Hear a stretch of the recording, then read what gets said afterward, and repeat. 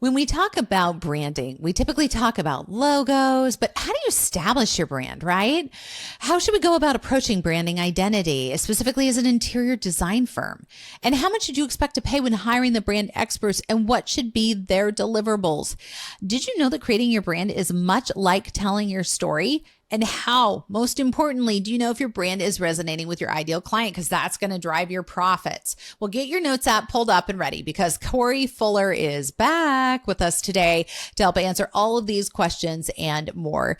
Corey earned his master's in fine arts, you heard right, in design from the University of Central Oklahoma. He is currently teaching at Oklahoma Baptist University, where he serves as the chair of the Division of Art and Design and holds the Ruth J. Odom Professorship in Fine Arts. Let's listen to today's conversation.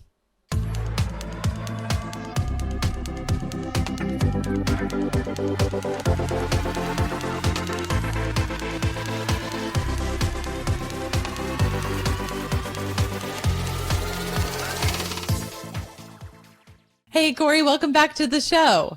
Hi, Katie. It's good to be back. Thank you. It is so good to have you back. I call them repeat offenders, but we love repeat offenders. We brought you back because we had such a great conversation last time about branding and logos and all that. And this time we wanted to hone in on when do we need to rebrand? What is branding in totality? And just expand the conversation in a new and ways that we just didn't get to talk about last time. I didn't feel like we got through it all. So welcome back. Yeah. Thank you very much. It's good to be back. It's great. Okay, so when we talk branding, we're usually talking about a logo, like we had a conversation about in our last, which we'll put in the show notes. You can go watch the last episode so you have a context for it. But I want to talk about branding is so much more than that. And if you're just starting a business, or even if you've been in business for a while, most people just think of branding. I've got a logo, I've got a tagline. Okay, I'm good. But it's so much more. How much more? Well, it's your whole brand identity. So that has to do with your typefaces, your style of photography, your color palette, the voice that you use when you advertise. So it's kind of the totality of who you are. It's like your brand personality all put together. How do you think in the world of interior design we should approach identifying our brand identity? And do you have to have like your mission statement, your values and all that lined out before you go create your brand identity? So I do think those things are helpful. I think one of the things you would need to look at is how big or small is our shop right now. I think one thing that's tough, if you're a single person starting out, you have to have a way of having self-awareness. And I talk to students about the story of Corduroy, the little bear. And I love Corduroy. Me too. I read that story to my kids, but he's lost his button, but he's unaware. He's oblivious to the fact that he's lost his button. And so the little girl that picks him out, that chooses him, she chooses him with that knowledge, but then she decides to fix his button for him. And I think that's the kind of self-awareness we need about our image. Is there may be something, it's not necessarily a flaw, it's just something distinctive that maybe we're not aware of that we kind of need other people to help us with. And so, if you're branding all alone, you might get a group of friends and trusted colleagues together to say, help me identify who I am as this new entity, as this company. If you have a team of people, then I think, developing some values and a mission is abundantly helpful. Well, and to your point about Corduroy, it was super sweet when my girls were little. When my second one was born, the first one had her corduroy and it was her most valuable thing. And she called it Dee Dee.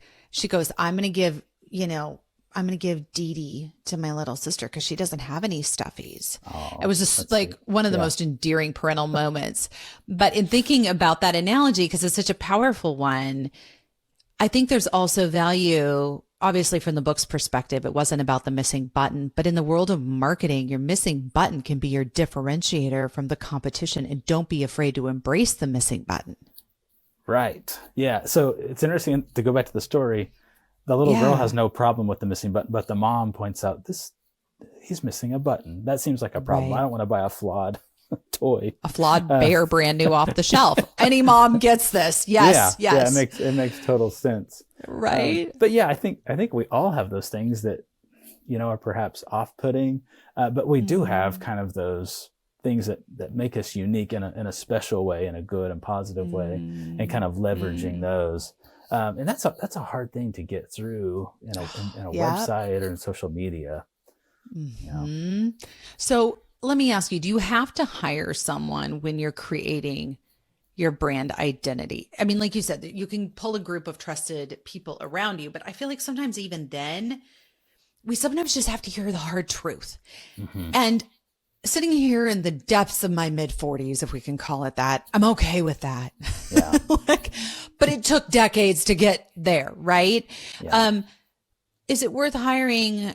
And what if I'm just starting out and maybe don't have the resources to do it? Do I need to hire someone to help me with brand identity? Or is this something that can evolve organically over time? Or do I risk missing out on potential clients while I'm waiting for this to develop? Right. I think if you have the means to, I would hire someone to help you, hire a professional, because they're able to take a step outside, look at you, look at your company, look at what you're trying to accomplish in an objective sort of way. It's hard to know ourselves, much less think about how do we brand ourselves and communicate. So yeah, having somebody that can step outside, ask the right questions, help us understand ourselves, I think can be really, really beneficial. And it's not something you want to go the cheap route on or say, we'll kind of figure it out as we go. I think you really want to establish that brand early. I think it's really critical. Because I think it helps you attract the right client. And I want to get to that in 1 minute. But okay, so it's going to cost me money. How much is fair to pay, and what should you expect as the deliverables when you reach out to a professional about brand and brand identity?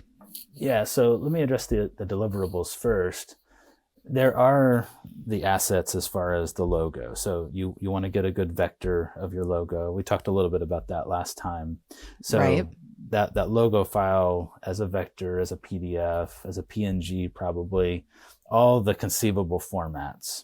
Grayscale, watermark, get it all. Yeah. Yes. But kind of another layer in your style guide is to address your typography and your color palette, and also kind of some do's and don'ts in the style guide as well. That can be really helpful. Sometimes it's what you don't do that matters. Right. So, well, I think about a Louis Vuitton purse. Louis Vuitton never cuts the Louis Vuitton logo on a real Louis Vuitton purse, right? That's part of their brand.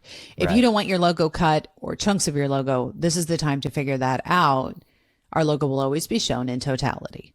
Simple things like that, because as you grow and you bring other people on, they're not going to know that unless it's delineated. How about voice though? How do you put voice into the style guide, or how do you capture those more intangible elements of brand identity? Mm-hmm. So I think if you're doing a rebrand, it's actually a little bit easier because then you kind of have a history. Yeah. And so if you don't have a history, I think you're trying to develop a story of some kind that's meaningful, that's unique, that people can connect to. And so almost thinking about it in terms of a conversation, like if I were to sit down with somebody, what would I want to tell them about my business? What would I want to tell them about my background, the unique way that I do business, and why they should choose me over somebody else? So if you could sit down and kind of jot that down almost like a profile, and then think about how do I communicate that through that voice, I think that can be really helpful. But I think oftentimes we just don't think about it. We don't think about the importance of communicating that. Well, and this takes me back to Josh Alan Dykstra's episode. It feels more like something that happens to us rather than intentionally doing it. But either way, it's going to happen. Yes, your company is going to develop a voice. You might as well be at the outset of it, like with culture, and setting the trajectory of how you want that to go, because it does come back to the ideal client. But is this going to take thousands of dollars? Tens of thousands of dollars? What is a fair expectation? Obviously, a rebrand for a large firm is going to be completely different. I want to say like Coke and Pepsi are spending millions on branding, right? And here we are sitting here and going, okay, what actually is fair? Too cheap is too cheap, and you're not going to get your deliverables. What do you give us? Is there a window? And I realize some of this is geographical too, depending on where you're in the country. Like LA, New York, you're going to pay more than you're going to pay sitting in the heart of Oklahoma. Yeah, right. Yeah, I'm glad you brought that up. It is very geographical. Also, if you have someone fairly early in their career, they may not know how good they are, and they have really reasonable rates. Not that that's a good person to find. Yeah, not that we would want to take advantage of that person, but So I'll tell you from my perspective as a designer, how I would tend to price something. So Yeah. it kind of depends on like what the client is wanting. So if they're okay me pitching one idea, like one look, and it's a yes or no, which some designers and some clients actually like that, then it's sort of building an estimate on that one look, which could be 500, it could be 1,000. I mean, people charge $100,000, sometimes for an identity system. It is amazing. I don't charge those rates. Of course, I'm in the middle of the country. But sometimes clients might say, I want to have 3 to 5 looks, and you can price those accordingly. And then you're sort of going through this funnel of saying, well, we like this. Let's take that to the next level. We'll look at some colors. I tend to design everything in black and white initially, just to make sure the logo functions well in one color. That's interesting. And then we'll go in and add some color. That makes sense. Yeah. Even though I feel like color is really important to a brand, I want it to make sure it functions in one color. So Steve Jobs, when he had Paul Rand design a logo for his company Next, Paul Rand charged $100,000, take it or leave it. So, talk about unapologetic. Yeah, we talk about unapologetic. Yeah, if you don't like it, you're still going to pay me $100,000. So Next was the computer company that Steve Jobs founded when he got fired from Apple. And so that's some audacity to charge that much. But there is a lot of subjectivity to it.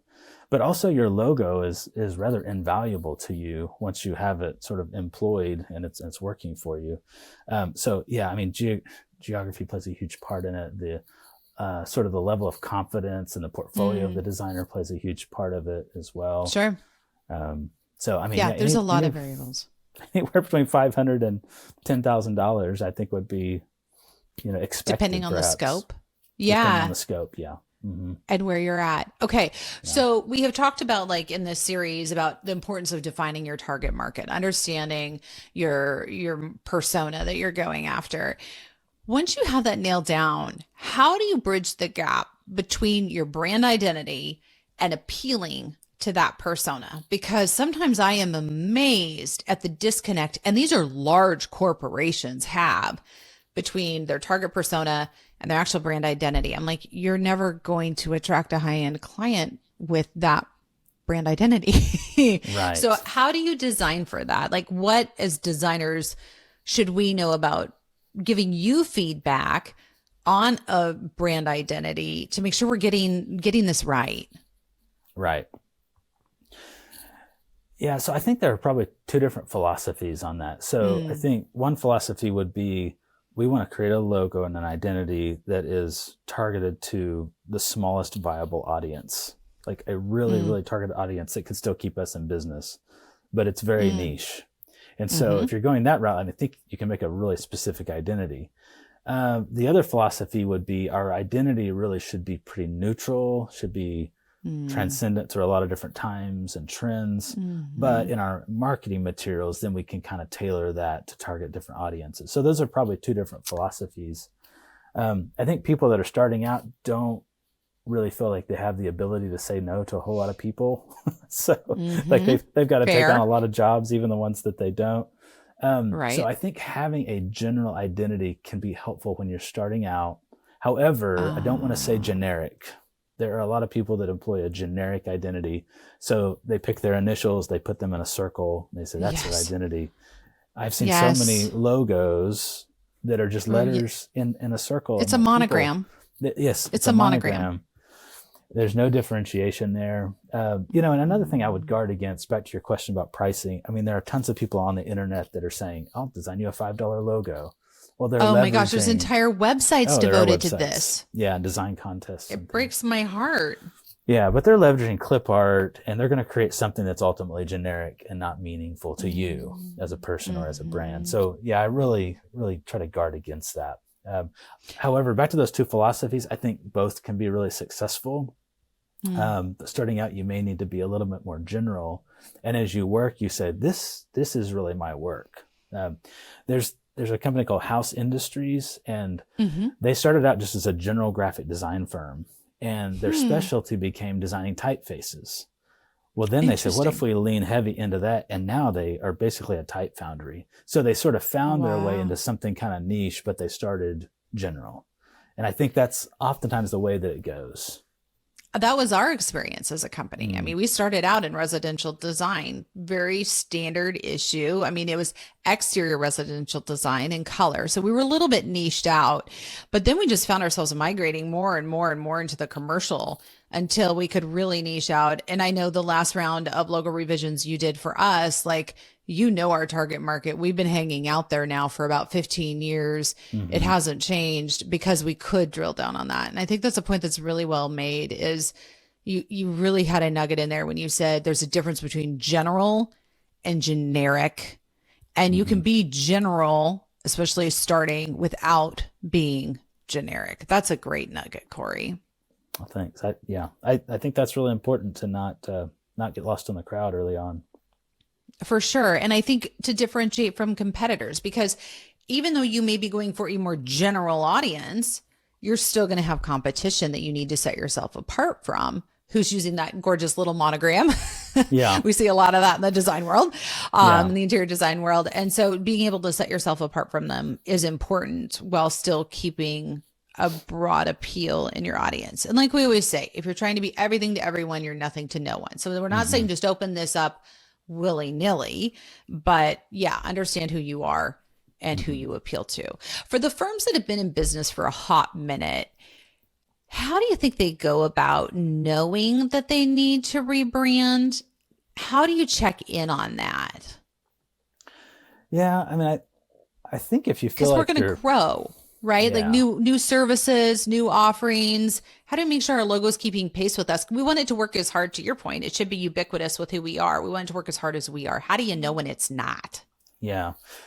So I think one thing we would need to think through, just because it's stale to us doesn't necessarily mean it's stale to our clients and our customers. That's a good perspective. And I think designers, and I would put interior designers and graphic designers into this category, we get tired of our own website and our own brand really quickly. So yeah, we might be slightly visual people with a short attention span sometimes. Yeah. So it's hard for us to commit to a logo, and it's hard for us to keep it for a long time once we do commit to it. So sure. I think having some self-awareness about that, and, asking your customer, is there anything that's maybe off-putting about our logo? I mean, you'd have to have that really honest customer, probably, or client, to tell you that does this look stale? Does this evoke something that's negative? But yeah, I think before we dive in, we need to ask ourselves, like, am I the only one that's thinking this way? And last time we talked about, if you feel like there is a big shift in your business model, like maybe you've changed your personnel significantly, or you're launching into a new vein of work, that might warrant that shift. But oftentimes it's the semiotics of it. It's like, what does this symbol represent? And if the connotations are still positive, then I wouldn't necessarily go in and change the mark. But if you're saying, kind of behind the scenes, we are a completely different company than we were 5 years ago, let's now create a new look that sort of represents that shift. But sometimes it's idealistic to think we're going to change our logo, and then all of a sudden, voila, new product, new us. But it's not really. So Well, and I think it's important too, when we talk about rebranding for the firms that have been out there for a hot minute, where their logo isn't keeping pace with them, sometimes, just like in design, it's not a tear down. It's just a little bit of restoration. I mean, you've done that with our logo, where, because we have a heavy colored pinwheel, I mean, there was a time when lime green was fabulous, and we had it in our logo. And then I was like, Corey, we have to talk. The lime green, I don't know. And you're like, you're right, Katie, I agree. And so we updated the colors, but we kept our core shape, which allowed our existing clients to track with us, which I think is really delicate and puts a lot of fear in existing business owners. It's like, if I rebrand, will they come with me? Like, I don't want to lose the people I got. Right.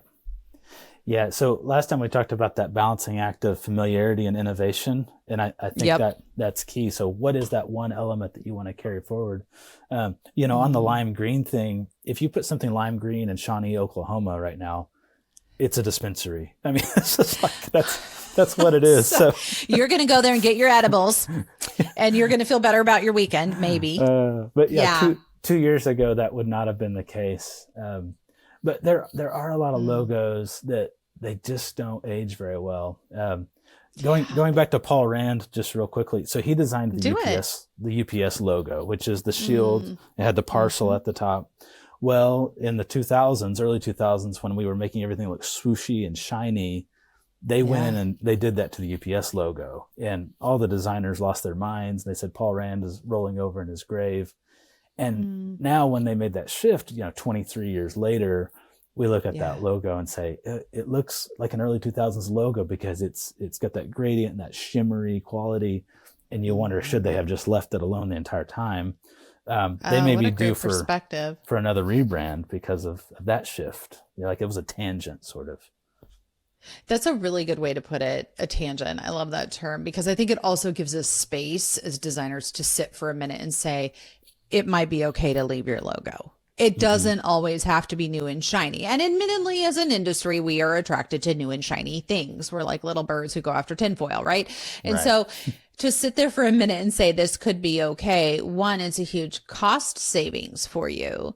But you're not losing your audience. And in 10 years, when whatever you did will really, it's more like 3 to 5, has its day in the sun, you don't have to go back and recreate it. Even Coca-Cola, I think, didn't they just do a throwback with their fonts to their more old-timey font? Yeah, they've been using that Spencerian script a little bit more, kind of leaning into that. Yeah, more of that timelessness. Yeah, and they'll like add in a color, like they added yellow in for a while, then they pulled it back, So they kind of ebb and flow, but there's always a thread of consistency through what they do. And, thinking about your logo, we changed the colors, but the form for the most part stayed pretty close to what it was. It did. So that was the thread of continuity moving forward. And, and a big shout out to you too in the design, because I think the design of that and the shape needs to be able to flex as you do offer more services. Like we introduced our brand for all of our corporate social responsibility and all of our give backs, which was Colorworks Cares. And so we could take that logo and spin it into a heart, showing the way that we're giving back to the communities that we're working in. And so even this is where working with a professional is great, because we didn't have the foresight to see all the incarnations we would need for this logo. And yet we have been able to, I don't want to say smush and stretch, but figuratively speaking, in a very meaningful way into all the different programs we've started offering, which is, I wouldn't have come up with that. Like I remember sitting with you in the Starbucks when you first rolled out, and I'm like, interesting. I'm like, I like it.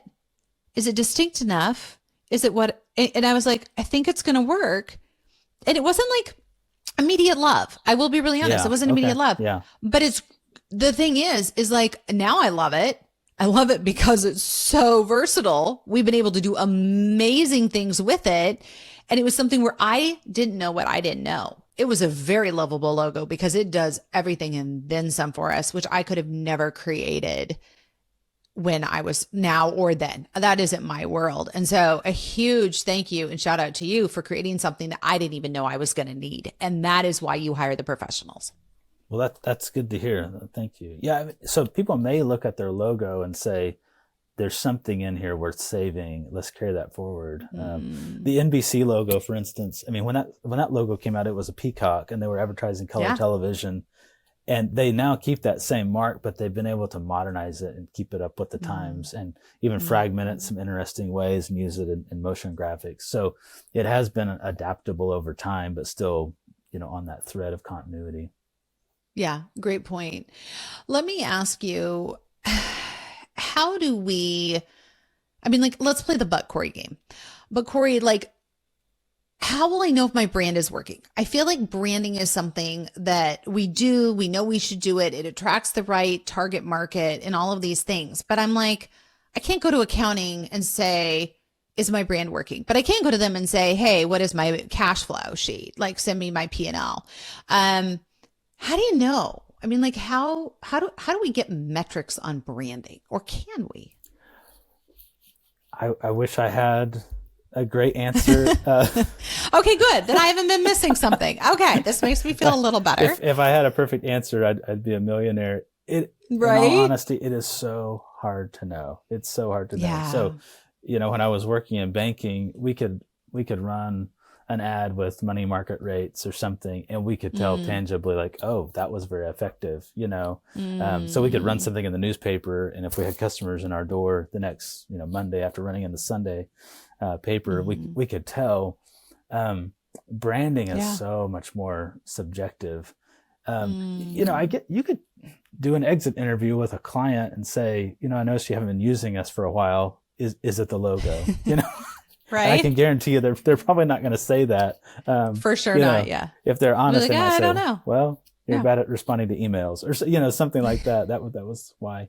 But yeah, trying to peel beneath the surface. But I think you could get a focus group together, and I love focus groups.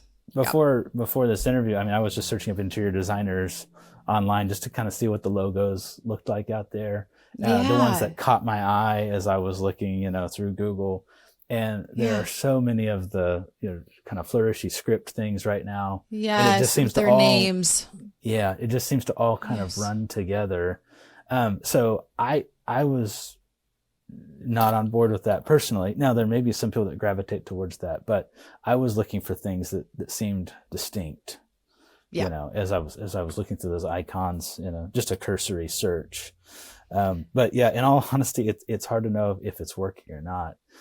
You just want it to be a true representative of who you are. We used to use this company. I won't say their name. They had a logo that looked like it was designed for like a death metal band. Oh, wow. Nice jagged edges. Yeah. Yes. Yeah. They produced beautiful cabinetry, like custom cabinets and things. What? But we kept using them because they were so great. And so even though that mark was bad, their product was so good. So you just kind of had to look past it. So, that's part of the equation too, but hopefully there is a true alignment between excellence in your brand and excellence as a company. I think that's a great example, because you shouldn't be having to look past the brand should be driving you to the product. And so that's such a great negative exemplar of what we don't want to have happen with branding. It shouldn't be a workaround. It should be a value add of driving people to your front door, and getting them where where you want them to be. Yeah. Cause a brand, it's like an icon in a lot of ways. It just points to something else outside of itself. And, as designers, and the reason we're talking about this, we're consumed with the visual, Yeah, but we are. A lot of people aren't. They see that icon and just subconsciously at a precognitive level, they connect that to an experience, good or bad. It's just instantaneous. Well, and I think too, it's interesting talking about the scripting that you saw when you did your Google search of all the names that are in the flourishing letters and whatnot, and saying, who is our target market? Is it mostly women making the decisions? Because women might be attracted to that, but men not necessarily. I also feel like the scripted letters and naming of yourself is very ubiquitous in our world. But it's also hard if you ever want to sell your business and you grow it into something amazing. Like, it's really hard to do that when it's your name. Right. But you're not there. And they pick up the phone and they're like, I want to talk to Katie. And they're like, that's adorable, but Katie left 10 years ago and retired. Wouldn't that be nice? Yeah. Like, right? Like, we even ran into that recently on a framing shop. And I was asked to speak to the owner. And I was like, well, is Andy there? And they're like, well, Andy founded the company like 50 years ago. The current owner is such and such, but everybody knew it. And that's what's hard, is once it's ingrained in everybody's head, how do you back out of that then too? That requires that's why you hire a professional. So you have the foresight so you don't end up in a pickle. Yeah.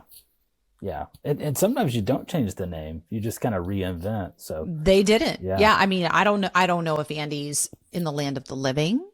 I don't know, but the frame shop's still using his name and running a great business, doing awesome things. They're an awesome business, even though Eric owns it. Right.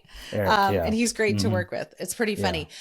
Talk to me about auditing your brand, because short of asking a client, is this tired? Like, did you stop coming to us because of our brand, which they're never going to say, right?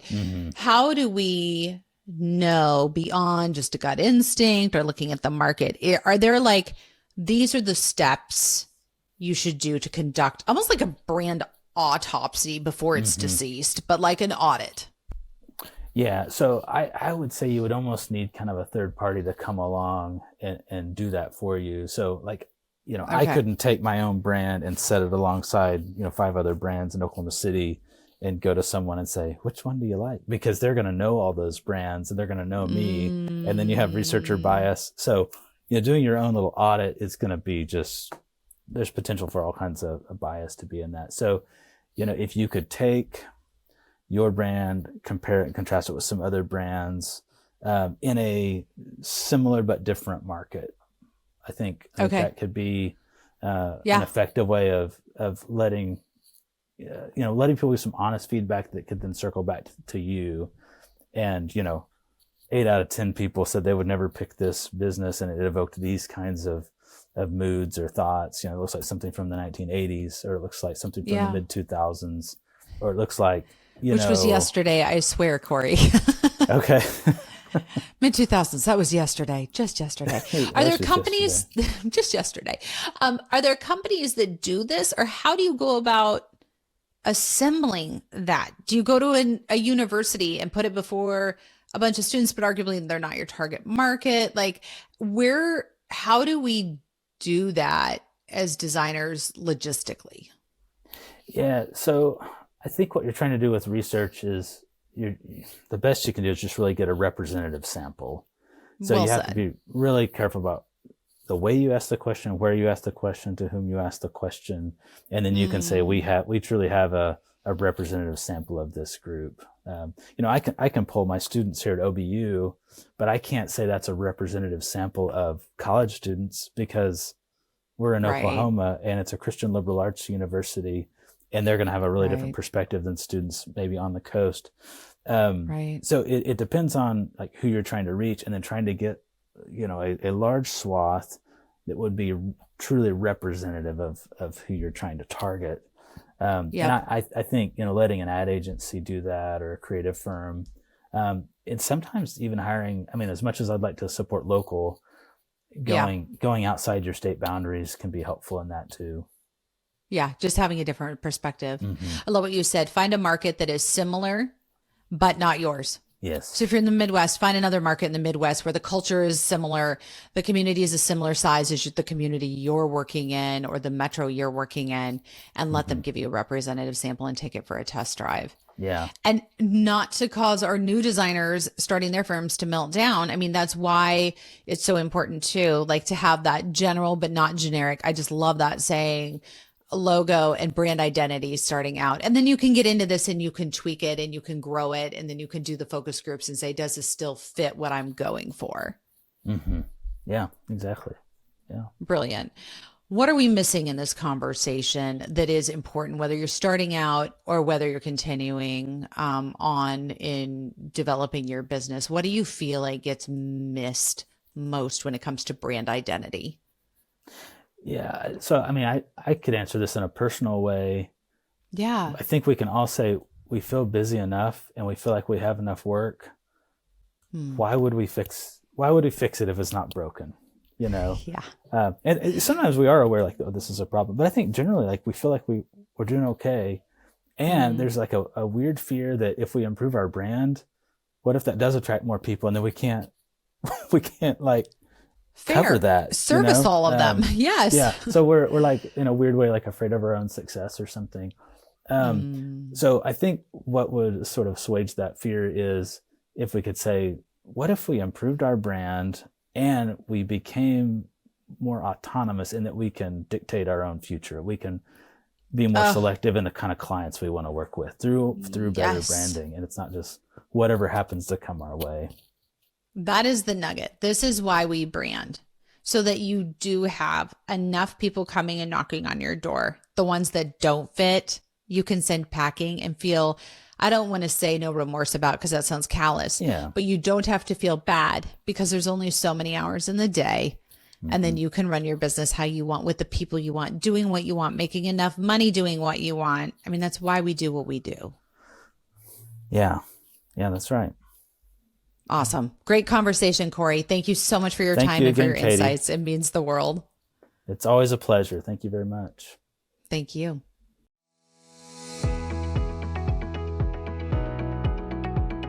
Hey, everybody. Welcome to the Coaching Corner. So you've heard my kind of bring this home as to how I did it in my business, because we know that there's an ideal way, I should say, to do things. And then there's the actual way sometimes things get done. So just a personal insight for a moment. Back when I started my business, I actually was in a boat, probably like a lot of you, and didn't have the money to hire someone outside and thought, what am I going to do? So I sat down and did as much as I could on my own before I brought in somebody else. So I thought about things like, who is my target audience? If you haven't listened to our conversation with Bill Gogoda, then we'll put a link in the show notes for that.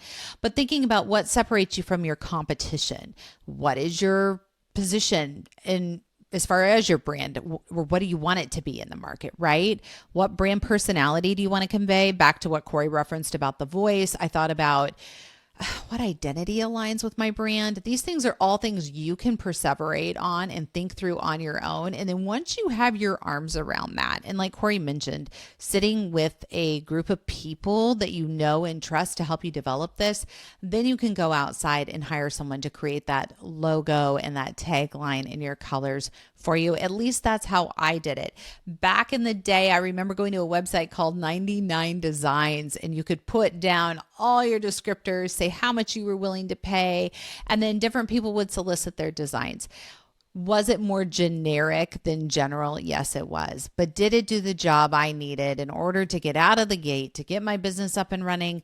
It did, until I could afford to hire someone like Corey. So I don't want you to think you have to have a huge amount of overhead to be able to get out of the gate and do this. Sometimes we just got to get gritty, and we've got to figure out the best way forward. That's how I did it. Don't be afraid to do it. You're going to start earning money, start making money. In fact, we'll put the link to Michelle Lynn Pants joining us just about that topic in the show notes as well.